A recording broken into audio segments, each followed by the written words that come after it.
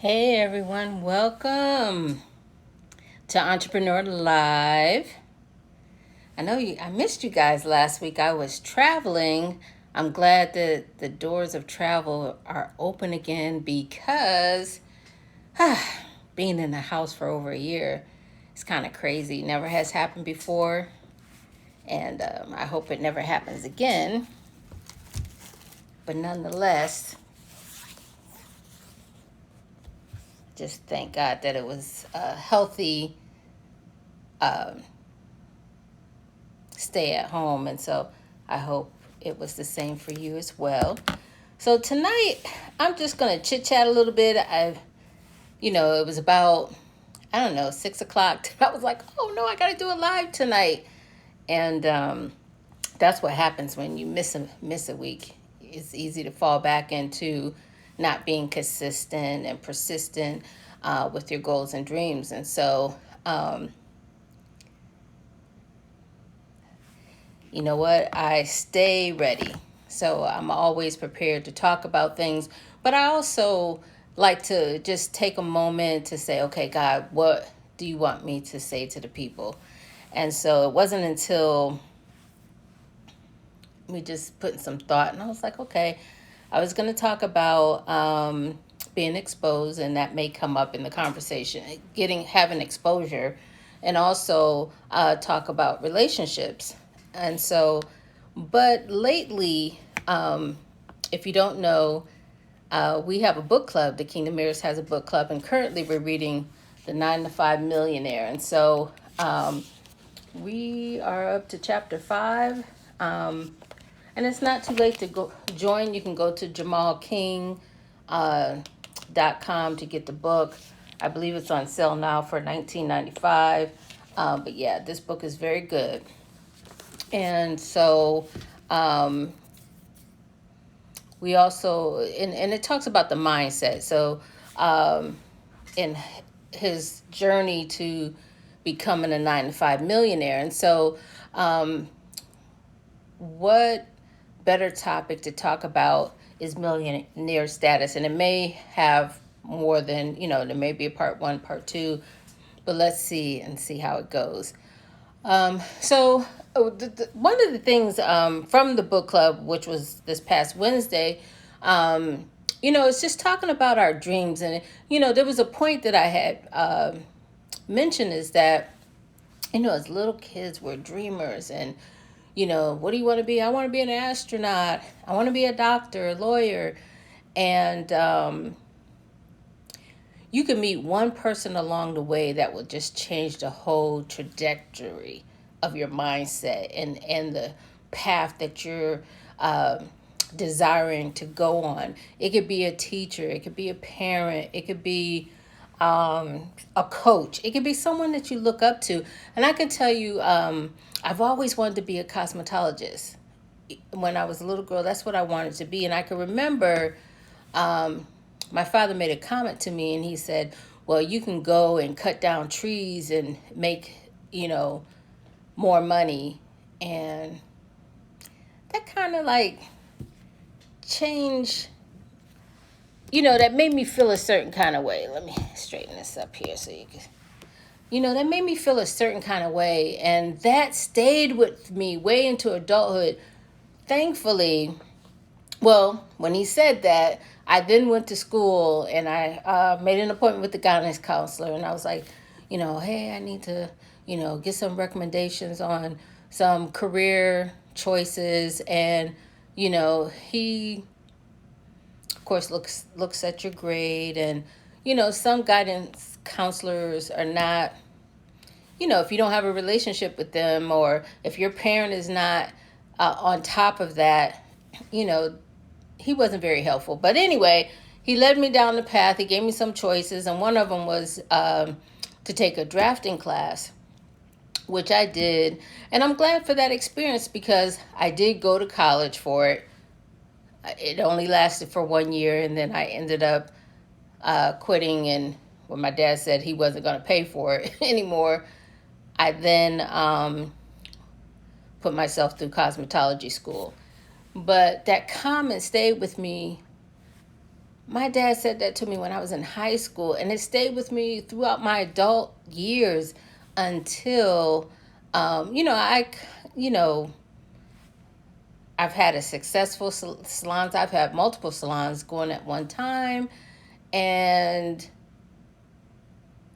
I would say I approached him like late in life after I succeeded at being a cosmetologist. I was like, well, Dad, I remember when you said, he didn't even remember saying that to me. He was like, I never said that to you. So, the things that we hold on to that may just, that could have just squashed it. It did temporarily. And I did seek out, like, okay, well, of course you want to make your parents proud. And so I did go and pursue something else, but I did do a 360 back to going to cosmetology school because that is something that I always wanted to do. And so at that point, I was on my own because my dad said he wasn't paying for college anymore. And he wasn't the type of parent that, let's sit down and find you, some scholarships or find out, back then I've always been a business person, even as a child, to say, you know what, I noticed that you're a business person, you have a business mind, let's seek out that. And so, nonetheless, God was on my side, and he directed me to, what I really desired to do. And so I just wanted to encourage you tonight to really pursue your dreams. Don't let anyone talk you out of it. And that gave me a determination, like, I'm going to prove you wrong. I'm going to show you. And I made tons of money in the cosmetology field. And so, but I was determined. But also I wanted to be a millionaire, and I wanted to be that by age 30. I'm in my 50s. Now I've had, I can guarantee $1 million has gone through my hands, but it has gone through and it didn't stay. And so this time around, I'm learning that not only to expect it, but I'm also learning that it's to stay and keep circulating. So to build some assets, some businesses, some,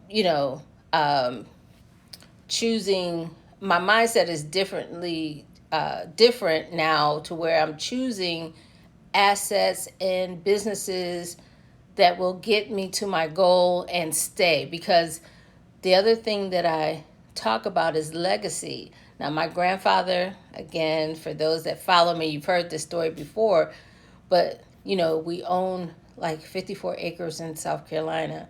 My dad purchased property. I'm purchasing property. My daughter, she's going to have to purchase property, but she'll get all of that.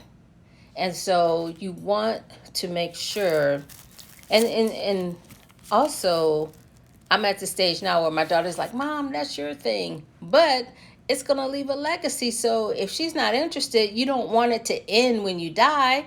You don't want, so you want to set up it in a way that it can operate on its own, on autopilot so if she doesn't want to be bought, that's okay. It's still going to go.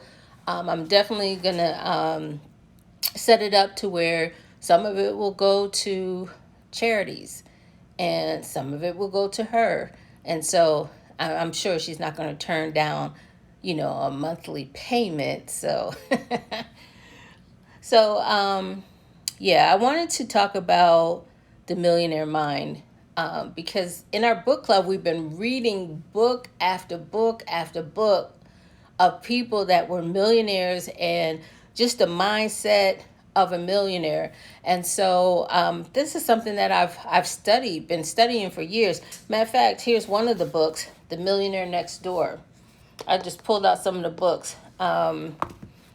We didn't read this in the book club, but I read this years ago, which changed my mindset about millionaires. And also this one, we did read this in the book club. But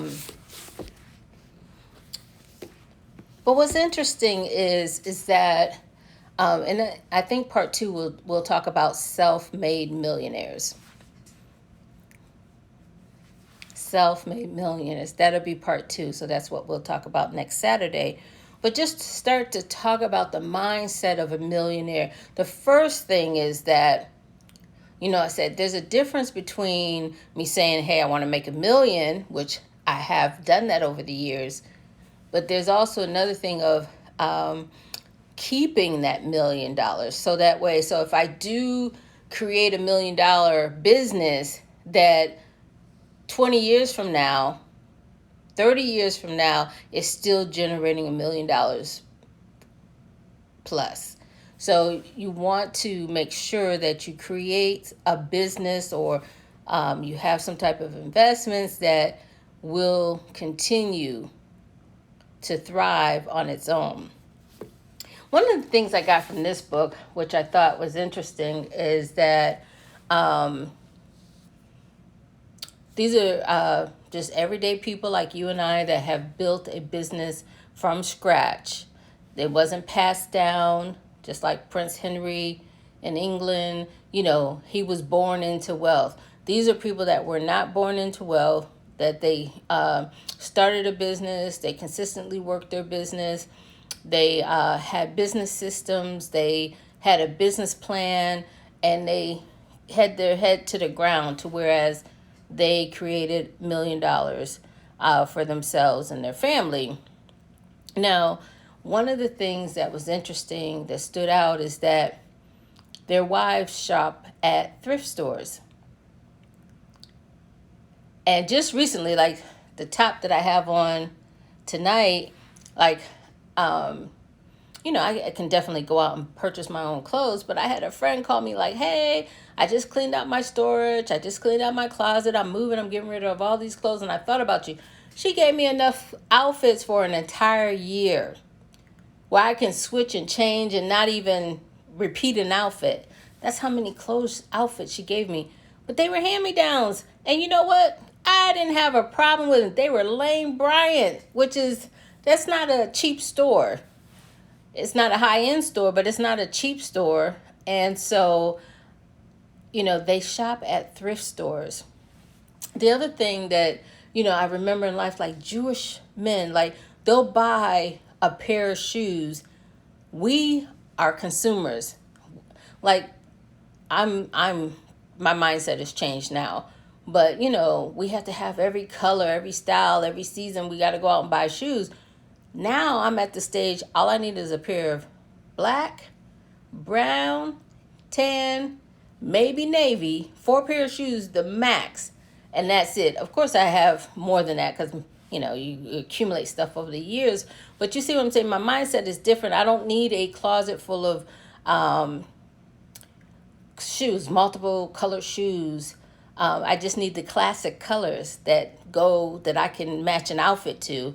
Also, I buy a purse. Now, I will buy a designer purse, not a Chanel. One day I was like, one day I would like to get a Chanel. And I looked at the price, pay $5,000 for a pocketbook. I don't think so. But what I'm trying to say is I'll go out and buy. This is something that my aunt taught me growing up. She was in New York. She worked at the post office. She told me to buy good shoes, a good bag, and gold jewelry. And so I buy one bag. I'll buy a designer leather bag, but I'll carry it for, between 5 to 10 years until the seams come loose. Then I'll go buy another bag. So again, over the years, of course, I've accumulated things, but now I don't have a purse for every day. There are some people, they like to exchange their purses every day. There's nothing wrong with that. I'm not saying that there's anything wrong with that, but what I'm saying is that I just buy a bag. I used to buy brand new cars. Now I don't buy new cars anymore. I buy used cars. My car is paid off. I don't have a car payment. I do try to buy a quality vehicle so that I'm not in the repair shop all the time, but I try to buy something that will last. That's another thing that my dad taught me. He'd buy a car and he'll buy a nice, he worked for General Motors. He built cars. And so he would always buy a heavy duty, solid car, a Chevy, Pontiac. He would buy, of course, a General Motors car because he got a discount. But those cars you can ride. Now, the quality of how they're making things nowadays are different, but it lasted for a long time. And so that's key. But I was going to say about the Jewish men, they'll buy a pair of leather shoes, and when their soul comes apart or whatever, well, they have someone within the community that will resole the shoe. They don't go out and buy another pair of leather shoes. There are certain things that you buy that's supposed to last for a long time. Like our cell phones, the things that they sell us now, cars, cell phones, it's like it's only and then that's our mindset that we have to have a new phone, turn it in, get a new phone, get a new car. We're just on that cycle instead of thinking like you can live car payment free, you can live mortgage free. Now, of course, you're still going to pay taxes and insurance. You can buy some quality clothes that will last you all years. Quality shoes will last you years without buying in the cycle of consuming goods all the time. But yeah, Jewish men, they don't go out and buy another pair of shoes. They resold their shoes. They put a new bottom on there and continue to wear that leather shoe that lasts them for years. And so it's just those little details that we are so far away from. Like, if you tell your kids, like, you buy them a pair of Nikes, which, of course, those shoes, $200 and $300 sneakers, and they get a little smudge on it, they'll leave the sneakers in the closet for a long time. They have to have another pair of shoes.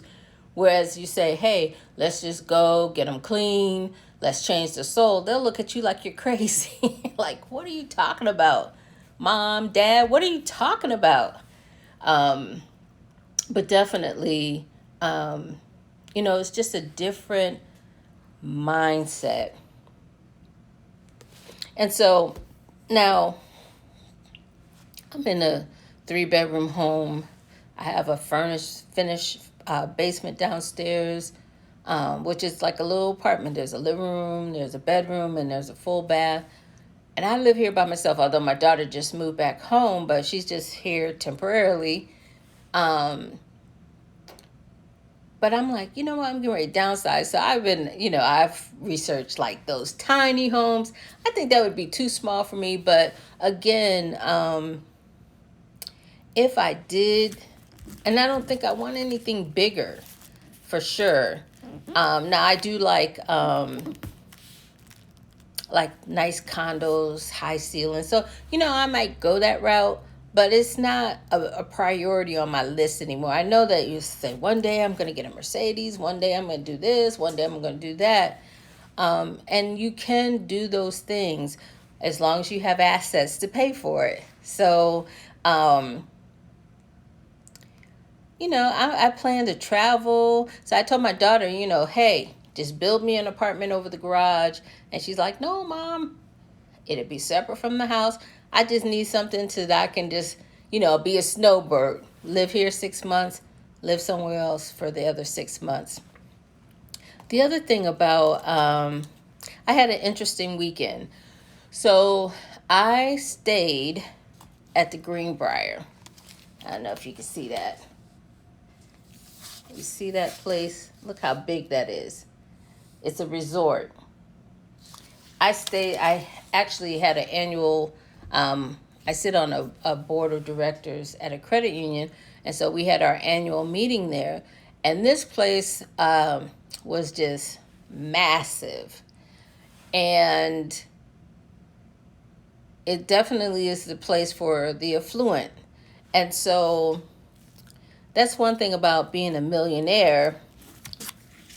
or being a person of means or wealth, you have a different mindset. Now, the furniture in there now, it looked almost like the White House, but the furniture wasn't anything like new, modern. It was probably original pieces, and instead of like, the furniture we buy now may last 5 years and then we'll swap it out, and then God forbid if you have children. So again, the furniture, the things that we consume nowadays are not meant to last, whereas people of means, they pass down their wealth. So for instance, not just land, which we talked about, not just real estate, but like in England, like Prince Charles, when he married in, like his clothes, his suits were his father's, or his father's father's. So those things are passed down. I'm sure the younger generation may, they may have some current items in their closet, but for the most part, the crowns are passed down, the wealth is passed down, the cars are passed down. And we used to pass things down, because I can remember growing up, and today you may find like the older generation, they say, well, this set of dishes, this set of china was my mother's mother. So passing down, like, sons marry wives. Well, the mom would pass down her engagement ring. The son wouldn't have to go out and purchase a new engagement ring. His mother would pass down her engagement ring, and that would become his wife's engagement ring. Like the women they would get married, but they would wear their mother's wedding gown. So we no longer pass things down. We keep consuming and buying things that don't last, and a lot of these weddings are very expensive. But again, when people move into their homes, it's like, hey, this was an antique. Like antiques are a commodity nowadays. Like, the generation today do not want anything passed down. So back to the Greenbrier, like their original furniture is there. And so instead of going out buying, they bought quality things from the very beginning. And so as time went on, they would cover them. So, their original furniture is still there. I met a doorman there, and his name was Frank. He's been there for 62 years. So if you go to the Greenbrier, he's at the front door. He opens the door for you, and you walk in. You walk in on this red carpet. They have 750 guest rooms. All 750 of them are different. They have now the original, like each room has unique wallpaper, curtains. The only thing that may be the same throughout the rooms is the bathroom tile, where it's black tile with white. But other than that, every room you walk into is differently designed. And so, but again, it's the original. So, I'm still, putting that in my mind, like, it was like, wow. And because, I'm modernized, city girl, I'm like, I don't get it. But, at one point in time, a black woman like myself would not have been allowed in there as a guest, and only as a worker and as an employee. And so a lot of the things that the affluent have and use, we don't even know about it. Like, for instance, we passed the place going. Like, we were there, and, we had the GPS, and it's like, okay, it's on your right-hand side. Well, we're looking, and we didn't see it, because it was like a small, sometimes how you going from city to city, you'll go through a small town, and you got to slow down to 25 miles per hour. Well, that was the case.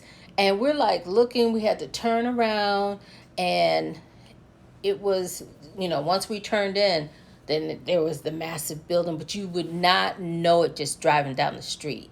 You would not expect that type of building there. And so there's things that are right there in front of us, but we don't know it's there because there's gated communities, there's clubs that, everybody's not allowed, that is purposely singles out and is separated just for the affluent. And so just reading, this book, which is very good. So again, you're welcome to join us. The link to the book club is in the bio. So if you want to join us for the rest of the book, by all means do so. But there's stories in there on how, Jamal grew up, as you can see, he's an African-American male, but he's a multi-millionaire. And that's another thing. Once you build that 1 million, you never lose the strategy and the concept on how to do it again. So he made his first million on real estate investing, and then he opened daycares and security company, and he's a retired police officer. But everything he touches, and so those three things, and then he wrote a book, which I'm sure he made $1 million off of that. He also has a real estate course, and I know he's made several millions off of that. So after you make that first million, you then, everything that you decide to do, you go at it with the same intensity, the same, strategies to make that million. And like every Sunday at 3:00, we play the cash flow game.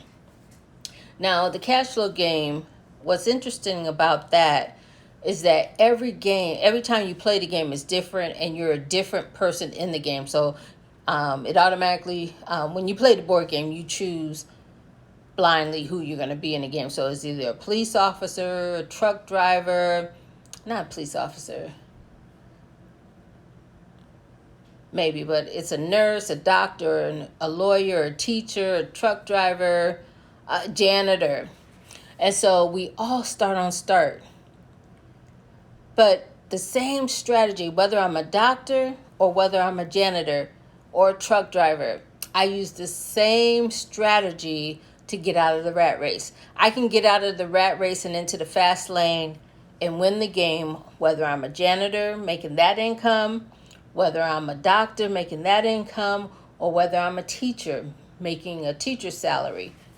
I use the same strategy. So once you make that first million, anything you touch after that, you go in with the expectation like, you know what? I'm not going to expect anything less than $1 million. And that's the thing that I learned from this book that we read in the book club. Secrets of a Millionaire Mind, is that you go into it expecting no less than $1 million. And so that triggered something in me, because sometimes we'll start something with no expectations. Of course, deep down inside, we want it to be a successful business. But when you go in the mindset, like, you're not going to do it unless it is successful, unless you're making $1 million off of it, because then it's not worth your time. So you want to set up a criteria from the very beginning. So then you're like, hey, I have to make $1 million. So I need to get up, show up to work. Just like I said, tonight, I forgot that I was going to, about the live. I'm telling you, this week just was a crazy week. It was a 4-day week. And it just went by so quickly. So today I'm just enjoying my Saturday, and, but I stay ready. So every day I put in, I'm doing my videos, I'm, showing up, because that's when God is able to bless you, because he's looking, okay, who's has the expectation, in the earth today? Who can I just show myself strong to today? And if someone's just sitting around twiddling their thumbs, they're not going to be the first one in line. So I just make sure that I'm in line, that I'm always prepared. Like I said, I was, I can put something together because I stay ready. I stay studying. I stay ahead. Like, and that sometimes gets me into trouble because I'm already like, somewhere in the future putting things together.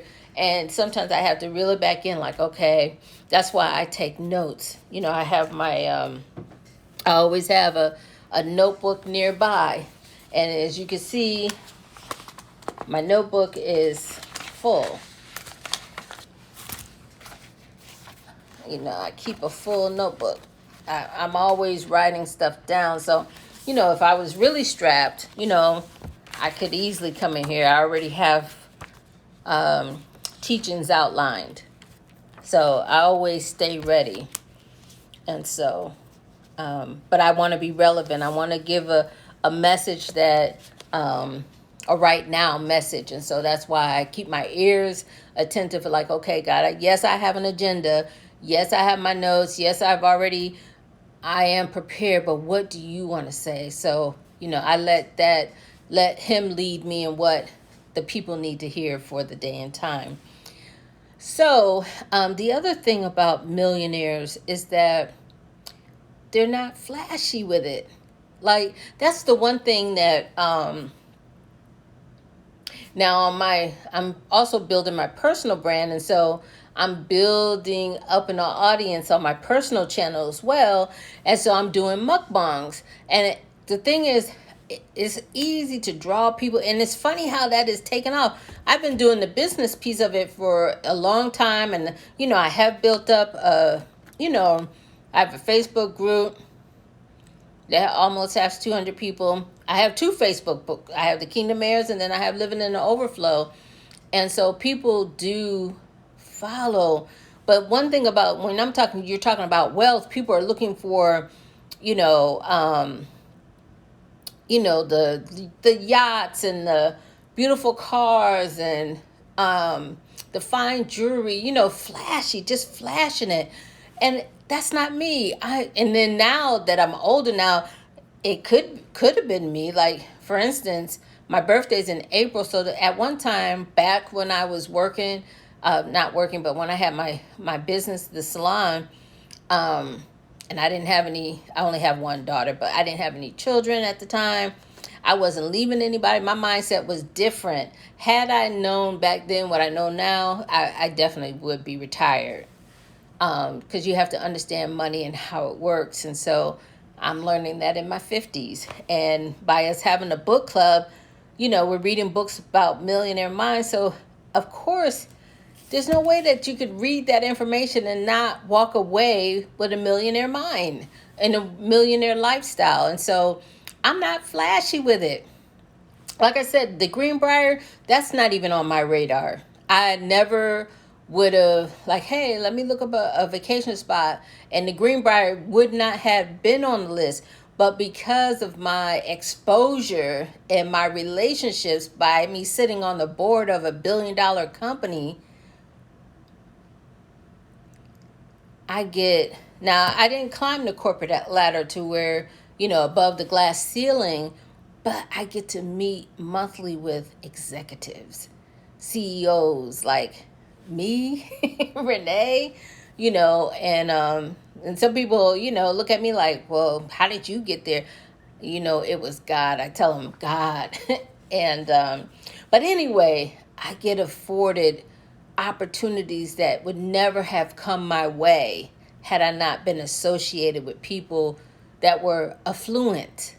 And so, like I said, it's a different mindset. The things that, and I can tell you, like, I've always gone and had a black minister all my life. And then I'll say in the past 5 years, I visited another church where it was a Caucasian pastor. And I'm telling you, like, in my church for years, I mean, not all the churches, but it would take an hour to collect the offerings. But then if you blink, you miss the offerings. But they don't lack for anything, and they have enough money to run the church. And, so it's just like a different mindset. You do have to be exposed to people. If you're around people all the time that is, you get a Hummer and they say, well, how much is the gas? Or, how much is your car payment? What happens when they pay cash and they're not worried about the price of the gas? It's just a different mindset. And I will say, what I was going to say about Jamal is that, when you read the story, he was just, he's in Chicago. And his parents were working class parents. And, he didn't go to private schools or anything like that. But then when his mind set shifted, because a couple of guys, he always wanted to play pro ball. Some of his friends did play pro ball. And then when he saw that lifestyle, when he was exposed to that lifestyle, his mindset changed. Like, well, hey, I want to provide my wife. He felt less than a man not providing his wife that type of lifestyle. And he just came back and got to work and found an investment, found businesses that would accommodate that type of lifestyle. And so that's the other key thing. Like, for instance, you want to be a millionaire, but then you're buying penny stock. You're wholesaling real estate. So you buying cheaper real estate, but eventually you want to build up to where you could buy quality real estate. You want to find, you're trying to get $1 million. So instead of buying a bunch of single family houses over the years, go find you a 4-unit. Go get you another 4-unit. Then build up to an 8-unit. Just like the game of Monopoly, you start off with 4 green houses. You start off with 1 greenhouse, you buy another, buy another, then you trade it in for a hotel. So if that is your goal, to reach a hotel, then you want to find, make sure that your investments are lined up with that type of lifestyle. But back to Jamal, he, the first time that he went out with his buddies, he's like, hey, let me have the menu, because he, didn't want to go over the money that was in his pocket. You know how that is. You go out to eat, to nice restaurants, which I get to go out to nice restaurants too, through my associations. And, you looking at the menu like, okay, I only have $20 in my pocket. Well, I don't want to buy the filet mignon. You don't want to be embarrassed sitting at the table. And so just imagine, he goes to the restaurant and he's asking for the menu. They said, we don't have a menu. Everybody's ordering, but they said, well, we don't have menus here. And people are just ordering. So he talks about, ordering from the right side of the menu. Just imagine walking into a place and not having to worry about the cost. You just place an order and, you and your family eats, and at the end you just pay the bill, not worried about how, if you have enough money in your account, you already know that you can afford this place. So he talks about that. So again, it's all about your mindset. It's all about your mindset. Like, okay, you know,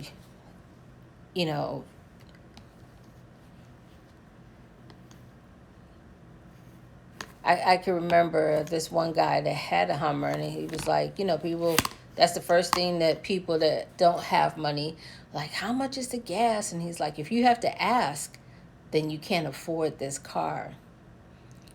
You can't afford this car. And then I know this other couple, he went to go get a luxury car, and the car that he wanted,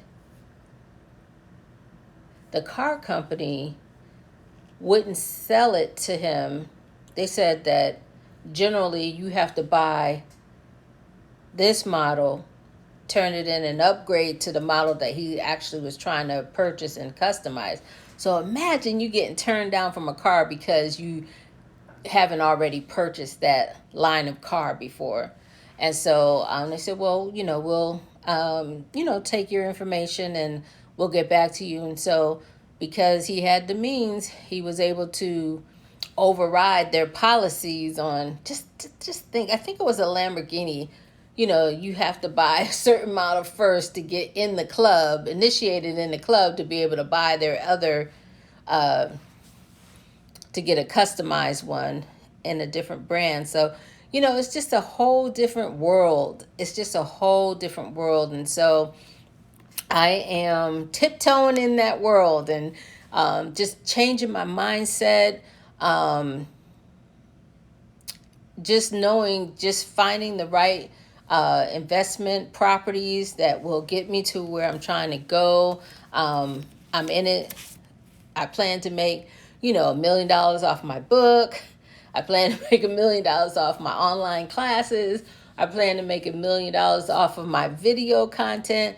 I plan to make $1 million off of my real estate investments and off my Bitcoin and my stocks. So I have a different mindset. I'm playing the game differently now that I have strategy. Now that and that's important. It's like you just show up and just accept the day as it is. No, I'm expecting, and then write out the course. Like, how many books do I need to sell a day? How many courses do I need to sell a month? How many, and then price range them correctly. And, so there's some work that you have to do, but it is possible. It is possible to achieve your goals. It is possible. It is possible to be on yachts and travel, whatever it is you want to do. It is possible. There is a door available for you to walk into to achieve those things. Again, that's one of the things that I was talking about, being flashy. Like, you look at Mark Zimmerman. He wears a t-shirt and jeans. Walking down the street, you would not recognize him as a millionaire. You would not recognize him just passing by. But, he's not flashy with it. He's not flashy at all. And then, again, about your dreams. Don't let anybody squash your dreams. Like, look at Elon Musk, the owner of Tesla, and now taking a team of people, a group of people to the moon, or whatever he's doing for space. Just think, if someone has squashed his dreams, you have to override sometimes what people are saying. And usually they're the closest people to you. And just follow your dreams. Follow your dreams and accomplish them. And, even if you don't get to the very top of what you're trying to get, guess what? Your family could then take over and take it beyond where you were trying to take it. And so that's where the written plan is important, because someone after you can come along and pick up right where you left off. Like, okay, all we need is a wall over here. We just have to finish this project. And so, yeah. Like I said, the Greenbrier is not a place that would have been on my radar, but now I'm being exposed to what the affluent is, and that's just letting me know that I'm well on my way. Well on my way. And it's not even anything that I asked for, but it's just all part of the package. And so I'm not going to keep chitter-chatting. And those that watch to the end, thank you so much. I appreciate you taking the time out to just come and chat with me. And if there's some things that you can add to this conversation, please comment down below. Comment down below. I can tell you, books that I read or conversations that I had. Like, before I opened my salon, I was working at a salon. I was unhappy. But then I was working for a lady who owned a temporary staffing business. So I was working for her. I was going to some jobs. And so she also had a cosmetic line. She was a successful Black African-American woman. And so one day I was in there, I was like, she said, so how's cosmetology going? I'm like, it's going great. And I was just, you know, probably had a little rant about how I was unhappy. But I said, but here's an opportunity that I have where I can go. At that time I was working, and usually, you know, you make 60 to 40%, you know, of what you bring in. And so I had an opportunity to go from there to renting my chair. So instead of sharing 40% of what I was making, I would just pay, I think it was like $100 back then, $100 a week, which was $400 a month, and keep all of the rest of my money. So I was sitting there, I was like, well, I'm not sure, because you know, when you get ready to make a decision on a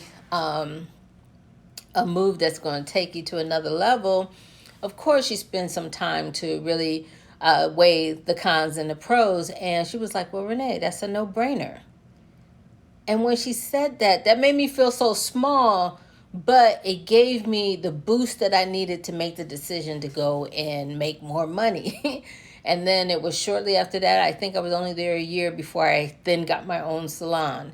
And so, and then she became my customer. She would come in and get services done in the salon. But it was her words that stung. It stung me at first, but it stung me in the right direction that I needed to go. And so, like I said, either you'll come across people in your path that will say things that will squash your dreams, or you'll find people that will propel you in your dreams. And so the Millionaire Next Door was another shift for me. Think and Grow Rich was a shift. The Rich Dad, Poor Dad. So I could tell you on the times where I shifted to the next level. And so just within the past year, the book club has also helped me propel to the next level. And so, you know, I hope that one of the books that I shared, I hope that some of the information that we talked about tonight will help you propel to your next level. And so I will see you at the top. Good night. See you next week.